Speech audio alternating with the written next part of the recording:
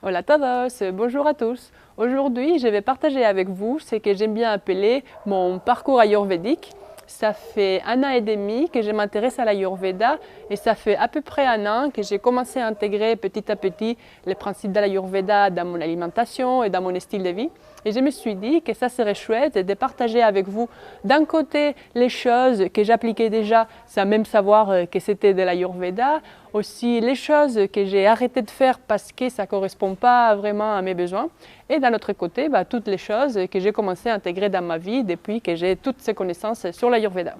Une petite précision avant de commencer, c'est que tout ce que je vais partager avec vous, c'est adapté à mon profil ayurvédique qui est Vata Pitta et notamment au dosha Vata parce que c'est celui que j'ai tendance à déséquilibrer le plus facilement. Et du coup, ce qui peut me faire du bien à moi, ça peut ne pas vous faire du bien à vous ou au contraire, quelque chose qui n'est pas très adapté pour moi peut être excellente pour vous. Et sinon, pour revenir à mon parcours ayurvédique, qu'est-ce que je faisais déjà même avant de connaître l'Ayurveda? Alors, il y a 4 choses. La première est de boire l'eau chaude le matin. La deuxième, c'était de me gratter la langue avec un gratte-langue que j'avais acheté sur Internet.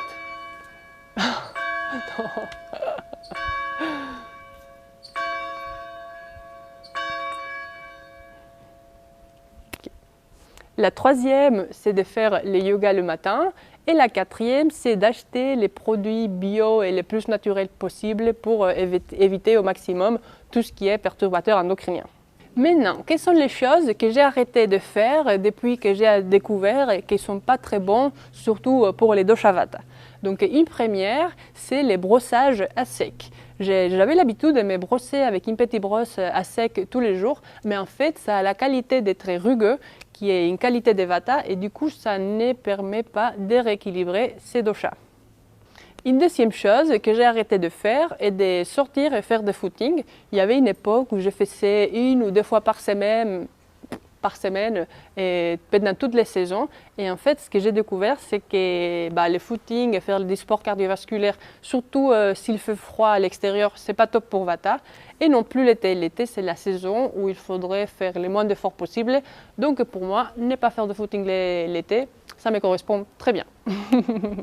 Une autre chose que j'ai arrêté de faire, c'est de faire des monodiètes avec des fruits. Et j'avais fait, je pense que c'était en 2014 et 2015, des monodiètes au changement des saisons de printemps et d'automne. Au printemps avec des pommes et à l'automne avec des raisins. Mais en fait, ce n'est pas ce qui est le plus adapté pour Vata. Je vais vous dire tout à l'heure ce que j'ai intégré à la place. Donc voilà une autre chose que j'ai changé. Et en dernière aussi, quelque chose que j'ai arrêté de faire et que voilà, c'était pas très bon pour moi, c'était de donner du sang. En fait, pour les personnes Vata, quand on donne notre sang, quand on perd un tissu, ça fait augmenter trop l'espace et l'air dans notre corps. Et moi, j'avais l'habitude de donner du sang, surtout à Noël, donc l'hiver qui est une période Vata, donc pas du tout adapté. Donc pour l'instant, je donne plus du sang. Peut-être que quand je sentirai que mon Vata c'est un peu plus équilibré, je donnerai du sang, mais plutôt peut-être au printemps, qui est la saison Kapha. Et peut-être que c'est un peu moins mauvais pour moi de donner du sang à cette saison-là. Et maintenant, quelles sont les choses que j'ai intégrées à la vie depuis que j'ai commencé à m'intéresser à l'Ayurveda? Une des choses est de faire des bains de bouche à l'huile de sésame, que j'ai fait tous les jours après mon brossage à dents et après mon grattage des langues. Une autre chose que j'ai fait, c'est d'aimer masser le corps à l'huile de sésame. C'est ce qu'on appelle en Ayurveda les massages Abhyanga. Et du coup, j'ai remplacé ce que j'ai fait avant du brossage à sec par ces massages à l'huile chaude avant la douche. Et ça a les qualités d'être doux et chaud et lourd. Et du coup, pour ma peau plus Vata, c'est ce qui est le plus approprié. Une troisième chose, c'est de faire des monodiètes de Khichari. J'ai découvert que les monodiètes à base de pommes, de jus de fruits, c'est pas top pour Vata. Et du coup, je prépare du Khichari, qui est un plat détox ayurvédique très populaire à base de riz et d'haricots mungo. Et du coup, j'ai fait ça au changement des saisons, à l'automne et à l'hiver. Non, pardon, au printemps et à l'automne. Et je sens que ça me correspond beaucoup mieux. Puis, une autre chose que j'ai changé et que j'ai adapté une alimentation qui pacifie les dosha vata. Je ne vais pas vous donner tous les détails de toutes les choses que je mange ou que je ne mange plus, Mais en gros, quelque chose de très bon que j'ai inclus dans mon alimentation, que je ne connaissais pas avant, c'était les ghee, du beurre clarifié. Et aussi, je cuisine de plus en plus avec les épices, même si j'ai encore beaucoup de connaissances à approfondir sur ces sujets-là. Aussi, j'ai commencé à prendre quelques plantes ayurvédiques. Ma thérapeute m'avait conseillé à l'automne de prendre de l'ashwagandha et du shatavari. Et voilà, ce sont des plantes qui sont super bonnes pour pacifier les dosha vata. Et du coup, je commence à jouer un peu avec les plantes ayurvédiques et ça me plaît beaucoup.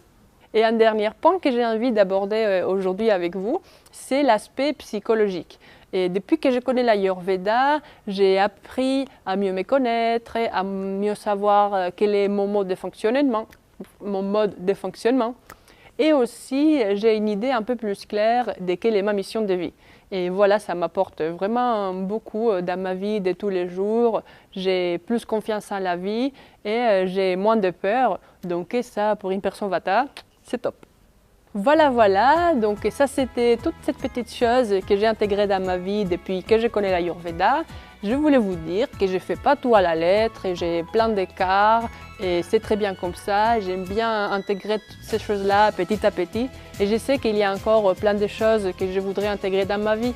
Je sais que je voudrais approfondir dans la méditation et aussi tout ce qui est en lien avec les couleurs et les huiles essentielles. Mais voilà, je fais chaque chose à son temps et je vous encourage vous aussi à faire la même chose. Et voilà, n'hésitez pas à me dire en commentaire ce que vous savez intégrer dans votre vie depuis que vous connaissez l'Ayurveda et s'il y a des choses que vous savez arrêter de faire ou des choses que vous faisiez déjà et que vous ne savez pas que c'était ayurvédique. Et voilà, n'hésitez pas non plus à liker ma page Facebook et à vous abonner à ma chaîne pour me soutenir et pour être au courant de mes prochaines vidéos. Je vous fais des gros bisous et je vous dis à très bientôt. Ciao. Tadam.